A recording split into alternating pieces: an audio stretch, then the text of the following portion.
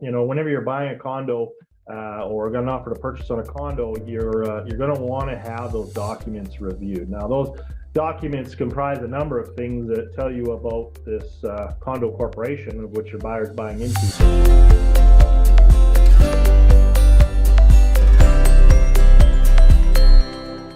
Okay, awesome. So today I'm joined by Brian Fischer, good friend and business partner.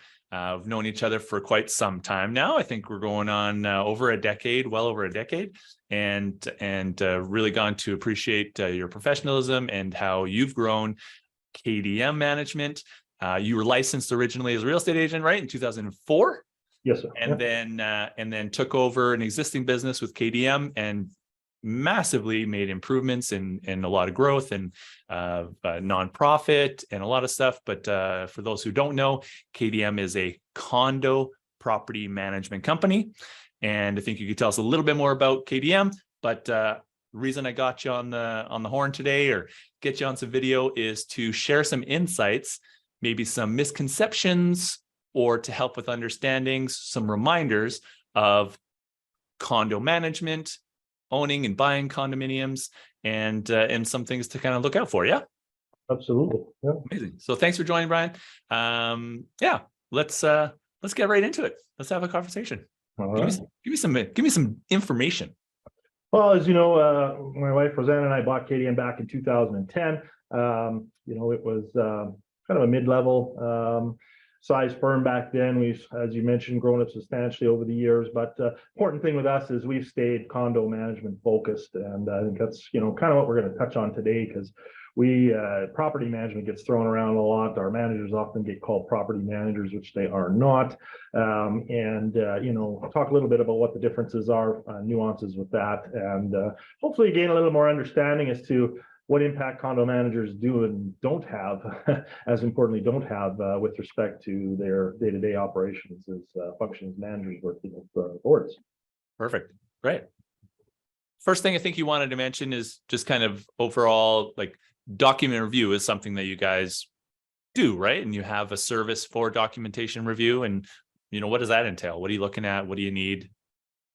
Sure. So, it's especially important from a realtor and buyer perspective. Whenever you're buying a condo or got an offer to purchase on a condo, you're going to want to have those documents reviewed. Now, those documents comprise a number of things that tell you about this condo corporation of which your buyer is buying into. So, you want to get all of the docs that are listed, and I won't go through them all on your purchase contracts. But the biggest, the top three are probably first and foremost your bylaws. That deals with basically the way the condo operates and allows you to understand, what am I buying into? Because you're buying your unit, but you're also buying a common interest in the entire corporation. And, I can go through a whole list of stories over the past of, well, when I was showing the unit, there was a realtor down the hall and, or an owner down the hall with a cat in their arms. So pets are allowed. Well, no, they're not. And you want to have these bylaws read to make sure that your buyer, understands. Are there age restrictions? Are there pet restrictions? Usage restrictions, what amenities are included, etc. So anyway, you want to have the documents reviewed. Bylaws first and foremost, number one and most important. Second then is going to be your financial statements. You want those reviewed. You'll want the most current audited financial statements, ideally some current operating year statements as well, just to see how things are going. Again, because you are buying into a corporation, a company. So you want to know what the economic feasibility of this is. And that ties in really well with the reserve fund study and reserve fund plan. Those are very key to know and understand. We get asked a lot of times, this corporation has, very little in our mind as to what we deem dollar value they should have in reserve for the size of the complex. Well, let's consider though, have they done their exterior envelope work? Have they done paving? Have they done all this work, shingling or windows and whatever they're responsible for? So, maybe they've done that in the last 3 years, and the reserve fund study or the reserve fund account is depleted. The big problem is, no, we've got the opposite, where all this work needs to be done. There's $3, $4, $5 million more work to be done, and they have no money in their reserve. That's a scary situation. And you're looking to look at what we used to call special assessments, which are now referred to as levies. You want to avoid that for your buyers when you're buying in. So very important. We do have a team here that does review of documents, and they're preferred vendor with River City. Very easy, very friendly, and they'll walk you through the process and get all the documents from you and do a proper analysis of what your client's buying into. The other one we hear lots is, oh, I'll just get the lawyer to review them. No different. You don't go to a divorce lawyer when you want to purchase real estate. That not all of them are qualified to interpret the condo documents and really what's going on and what has or has not happened. So hire us or another firm that does document reviews. Very important. Follow up on that, Brian, is because you do have a number of condo complexes under your management, and so is there a conflict to review properties that you guys manage?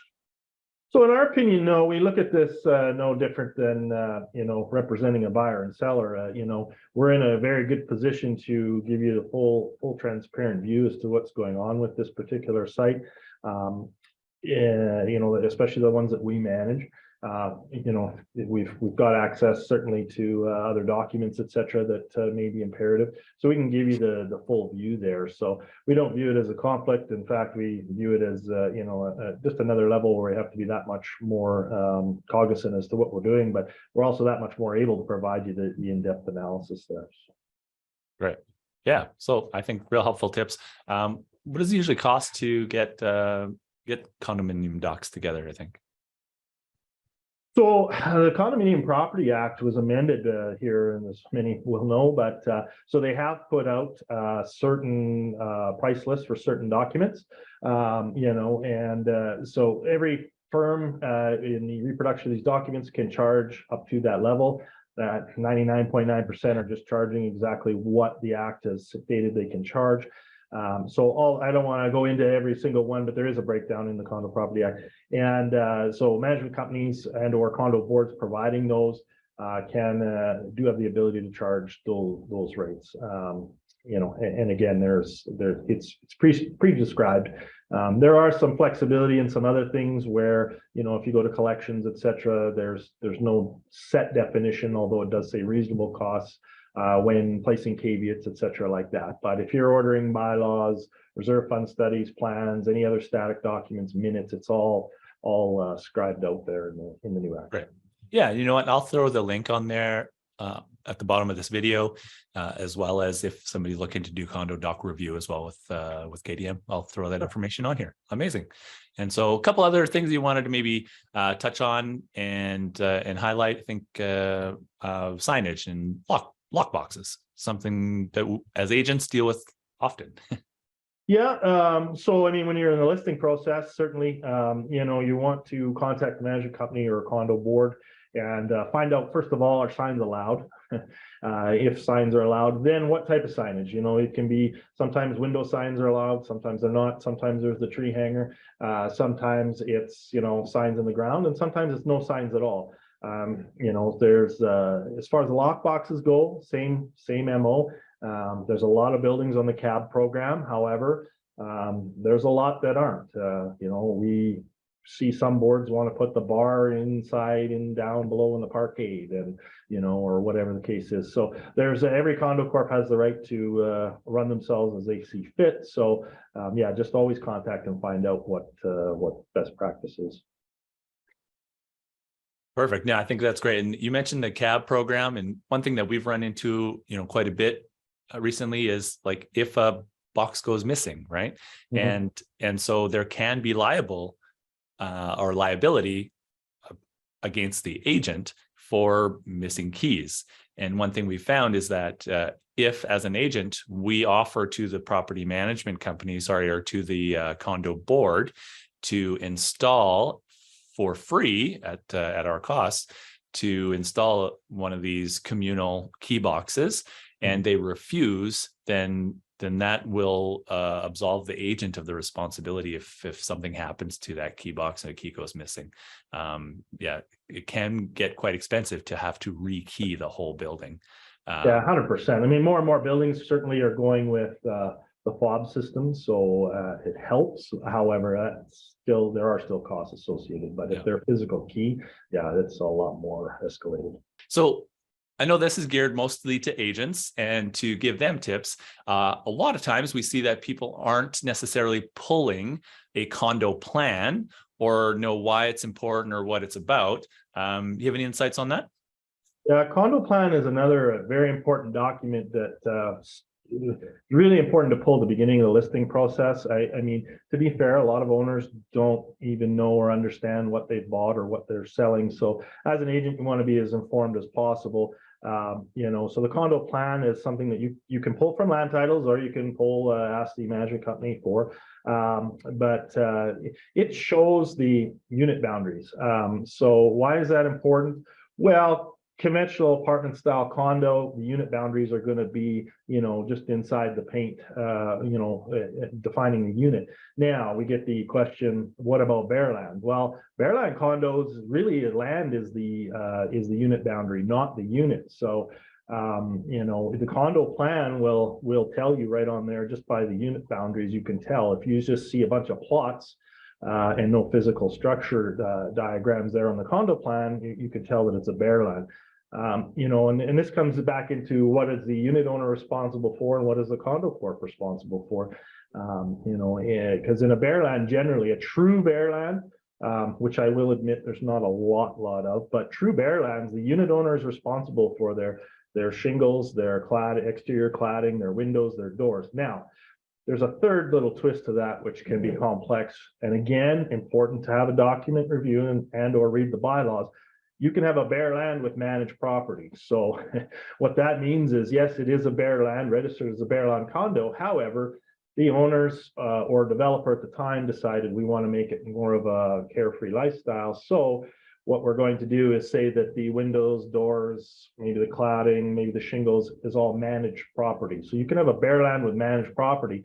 Of course, then your contributions or condo fees on a monthly basis are a little bit higher than a typical bare land because it has to cover all the repair and replacement of those items. So again, another reason to pull the condo plan and to have your docs reviewed. Another thing that's key with those condo plans, we get this all the time, is parking assigned or is it titled? Well, townhouse, you're pretty clear on that, but apartments, it can be confusing. So, on the condo plan on the top right section there, it'll be a breakdown of unit factors, the legal unit number, the unit factors assigned to that. You can see that, first of all, every condo corp has 10,000 unit factors, we all know, but let's just say you have a sizable building and each one's got roughly 340 unit factors. And then you see further down the list a bunch of maybe 1 to 5 unit factors assigned. That's a pretty good tip to you right then and there, that those are parking stalls that are assigned, and or storage lockers or whatever. There can be different unit divisions, but you want to know if your parking is titled. You'll be able to tell that as well, obviously, when you pull the title and you see the little +1 up there. So pull your titles, look at your condo plans. Again, having those doc reviews will tell you all that as well. Cool. And so when we first started, you talked a little bit about your company is a condo managed company versus a property management company. Why don't you break that down a little bit more? Like, what are the common misconceptions? This is the biggest misconception from unit owners, realtors, etc. So condo management, what we're doing is we're hired by boards of condominium corporations to assist them with the operations of the condo corporation on a day-to-day basis. So we're hired to attend their meetings, enact their decisions, help enforce bylaws, get repair or replacement quotes for common property elements. So, again, the exterior cladding, parking, snow removal, janitorial, whatever the case is, and help them run their meetings and get these things done on a day-to-day. Obviously, collect the unit owner's contributions and produce their financial statements as well. Property manager, that's a role where you're working for landlords. So, you're dealing between the landlord and tenants. So on the condo management side, we're enacting the decisions made by the board of directors and helping guide them. But ultimately, we take our direction from the board as to what they want to do and enact. Property managers often are making a lot of decisions on behalf of landlords, and they're dealing with tenants. So while you may have a tenant in a condo building, because you can certainly rent your unit out, condo management company oftentimes is talking to the owner, and the owner will have to deal with their tenant on certain issues, etc. So, a number of times we'll have a tenant reach out to us and say, well, my fridge isn't working, and well, I don't have the authority or scope to handle that. We don't do anything inside the individual units. We take care of the common property and work with the board. So, and that translates too into, sometimes we have some questions from realtors saying, well, this particular property, maybe isn't showing the best right now, or the work isn't being, there's work going on, but it's taking forever, this or that. Well, again, remember, that's not, the management company isn't the one doing the work. We've worked with the board to secure a contractor to do the work. And or if the property isn't showing that well, that's a reflection of decisions made by the board. That's not necessarily a reflection of the company that's managing them, because we're powerless to do anything. We have to take instruction from them as to what they want to do. So maybe it's not on their budget to spend on landscaping, and that's why it doesn't look so great. Or maybe there's a door or window project coming up, but they can't start till next year for financial reasons, or whatever the case is. So big difference between the two. Great. No, I think an important distinction to make, and it is a common misconception. There are some outfits that do both, right? Like Yes. will property manage and condo manage, right? And so I guess it's important to know who are you dealing with and what is their scope of work, right? Yeah, 100%. You have some buildings that have rental pools in them, and or knowing who to contact and who can resolve the issue that you need resolved, or get you the information that you need. Right. Wonderful. Appreciate that. Wanted to touch a little bit on insurance, and so obviously there's 1,000 different reasons people could use insurance, and I know even just with residential, we highlight with a new buyer the 5 different insurances. And so what kind of insurance are you guys dealing with? Like, what advice do you have, and what are the kind of again, misconceptions or clarifications on the different type of insurance involved? Certainly. So insurance is could be a multi-hour conversation, but the brass tacks is that when you're, the condo corporation must carry insurance for the site. But that insurance is only going to cover, let's say in a case of a major loss, and let's use fire as an example, that's only going to build the unit back to the standard insurable unit definition. So that basically is going to bring that unit back, put in kitchen cabinets. If you had carpet, they're going to put carpet. If you had laminate, they will put in the laminate, whatever the insurable definition is for that condo complex. What it doesn't cover is a lot of things for the individual unit owner or occupant. So what do I mean by that? Well, if you've improved your unit, let's say you put in granite countertops. Well, the condo corp does not have a responsibility to replace your granite countertops. If there was arborite, then that's what you're going to get. So you need your own policy to cover that.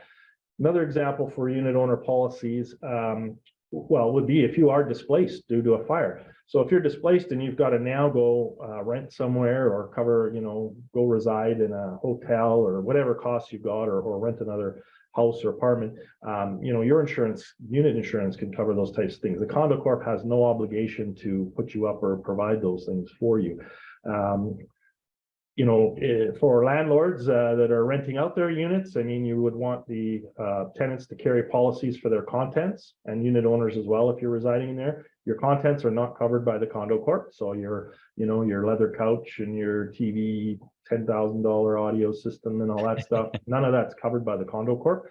So you want insurance for that. And another big one that people don't realize, Shane, is insurance deductibles. So give you an example. You're in unit 909, on the 9th floor, in a nice corner unit, blah, blah, blah.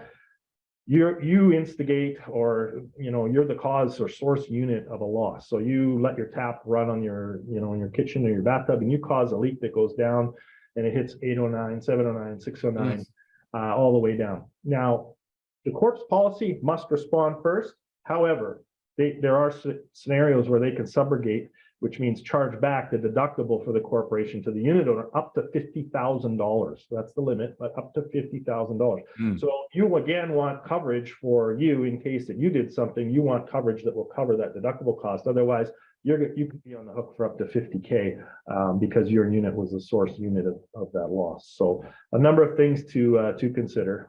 Insurance is an important one.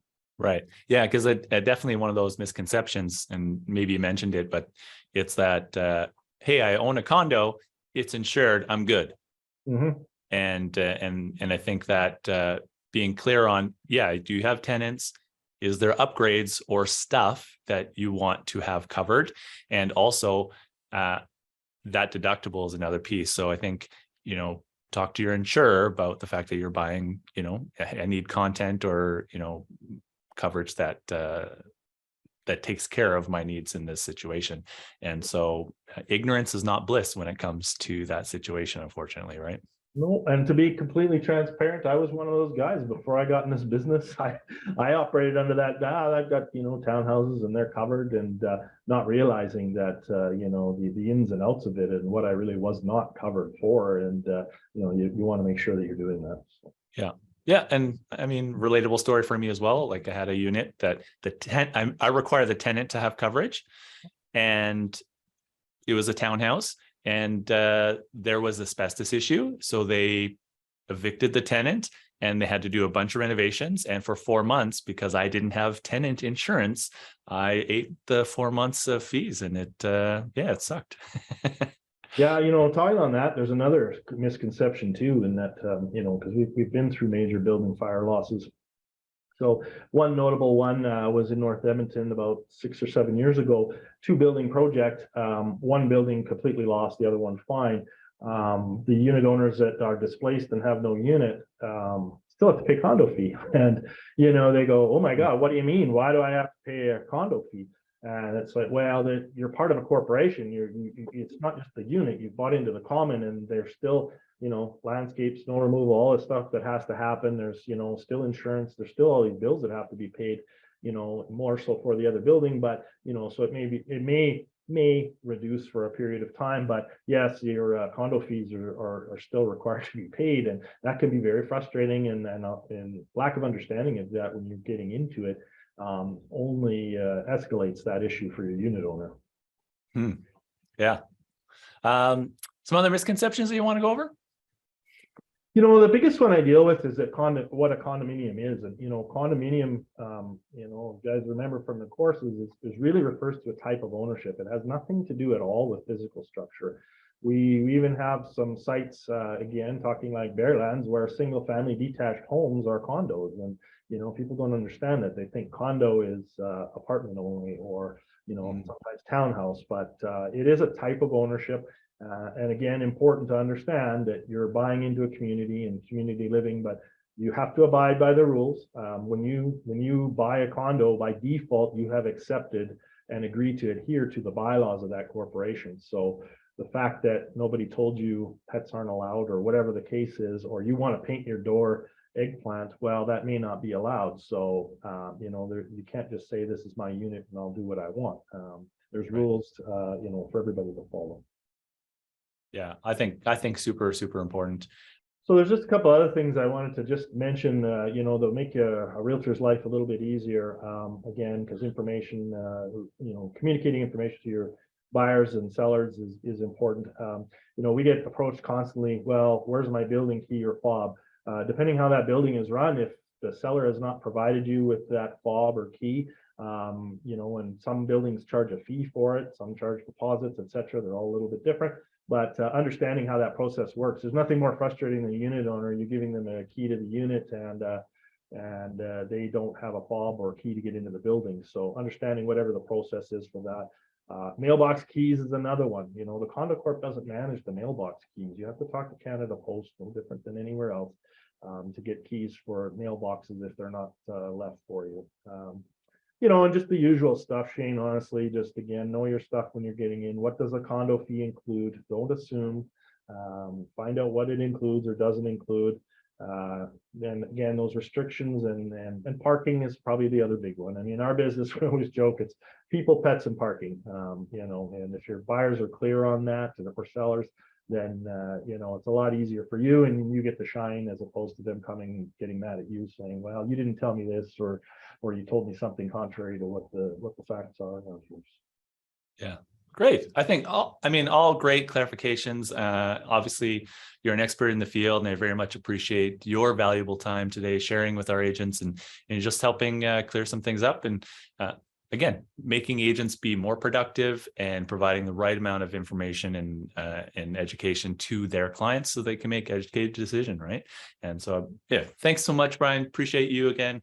And if you have any questions or you want more insights or clarification, I know Brian is available. You can reach out to him, through KDM, and we'll add the link for document review and some details on the condo doc costs and that legislation that came out a few years back here already. So awesome. Okay, buddy. Have a good day. All right. Thanks.